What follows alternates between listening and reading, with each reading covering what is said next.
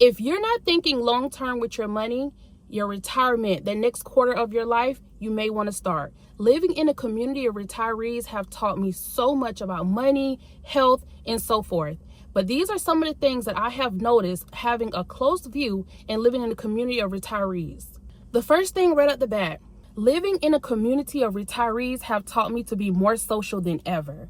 When I tell you it's nothing for a retired person to spark up a conversation with you, to ask you questions, to have banter, and to really get to know you for who you are. A lot of times you see the younger people, they shy away from conversations. They're leaning more towards the introvert side. And there's nothing wrong with being introverted. However, if you really want to form connections with people, which also is a leverage on, you can get some information, you can get connections, you don't know who they know, so that can help you as well when it comes to your money and when it comes to your business. If you want to build social skills and build your people skills, it takes being more social. I had a few neighbors, they go out their way to speak, not always because they're in my line of view.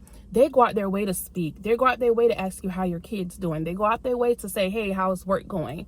Just observing their social skills and how they're able to connect has helped me in more ways than one when it comes to business, when it comes to on the job, when it comes to getting things done in general, and just overall my social skills. Another thing that I've observed from these retirees is that they have early morning routines. And I know a lot of us, we think that most senior citizens, they go to sleep at sunset and they wake up at the crack of dawn, which may be true. But let me tell you, by the time the sun rises, I see many of them, they're in their yards, they're getting projects done for their home, things done with their cars, their grocery shopping is getting done early, and whatever other business that they may have is getting done early. Midday to evening, they're not trying to do things. They're not trying to get things done. A lot of their productive things, their errands, their tasks that need to be done has already been done on the first start of the day. If you've never heard the saying, early bird gets the worm, when it comes to having your own business, when it comes to working on your job, it may require you to be awake and sacrificing and doing things when everyone else is sleeping, when everyone else is slacking off. It may require you to be up at the wee hours of the morning to get things done, because that's a sacrifice when you're building. That's a sacrifice when you're leveraging.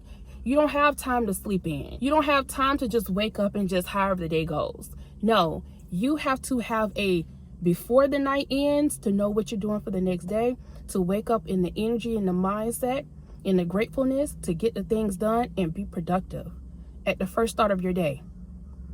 Not 2, 3, 4 o'clock in the afternoon.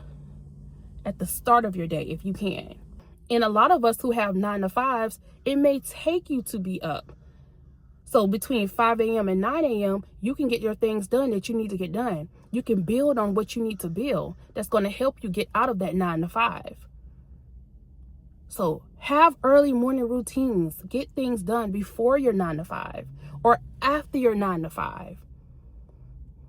But a routine, early morning, I would say, is necessary. Living around these retirees as well has taught me more ways than one how important health is. Yeah, we know how important health is, but a lot of times when we're in our 20s and sometimes even in our 30s, we think we're going to have this same body, this same energy, this same spontaneousness, this same spunk. We think that we're just going to be spring chickens forever. Your body will age. Your body will change. And depending on your experiences in life, that could be expeditiously. So take care of your body today, or take care of your body now in your 20s, in your 30s, your 40s. So when you get to that other quarter of life, you can have the energy to do your home projects. You can have the energy to dib and dab if you want to invest in certain ways. You will have the energy, you will have the body to have different walk clubs and run clubs or bike clubs. You can have the energy to still get out and do the things that you now want to do, that you want to enjoy. That's important. Another thing that I have observed from these retirees, they own their homes. One, because it's public records, you can look it up. They own their homes. They're not financing anything. And they also own their vehicles. You do not want to get into a world of debt and you're paying on this debt for the next 20, 30, 40 years. I'm all for a fixer-upper. Okay, I used to think that, oh, I want the new bill, the new construction bill when it comes to a home. Let me tell you, A fixer-upper, if the price is right and it makes sense, I'm open to it. I suggest you be open to it as well. Everything doesn't have to be new. Goal at hand is to own and have ownership if that's what you want. If you want to have a home, then you want to own your home. If you want to have a car, you want to own your car. So while you're building and when you're getting to another tax bracket, cash cars, pay it outright. Don't finance it. Don't have debt if you can help it. I know some situations are sticky and there's no way around it. But if you have an option, if you have a way around it, pay it outright, own it.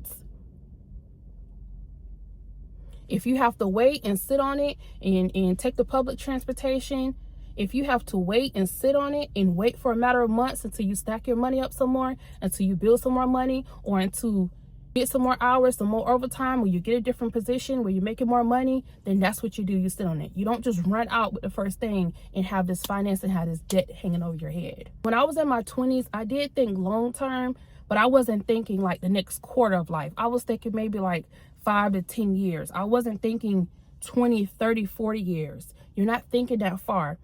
Things will change. And the things that you cannot control, it's just simply out of your control.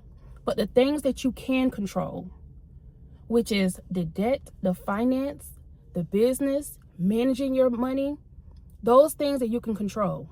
You can manage your health. These are things you can control. You can improve your skills, having more people skills, having more social skills, and not just with anybody, but with your neighbors, it does matter. With people that you go to work with, it does matter. With people that you come across in contact with, because you never know what connection can be formed, it does matter. So not only am I in a very safe community, but I have leveraged my community in living around these retirees in all the ways that I have listed here. If you haven't thought about the next quarter of life, in the next 20, the next 30, the next 40 years, I hope you take this information as well. And it allows you to leverage your intellect, your income, and your skills.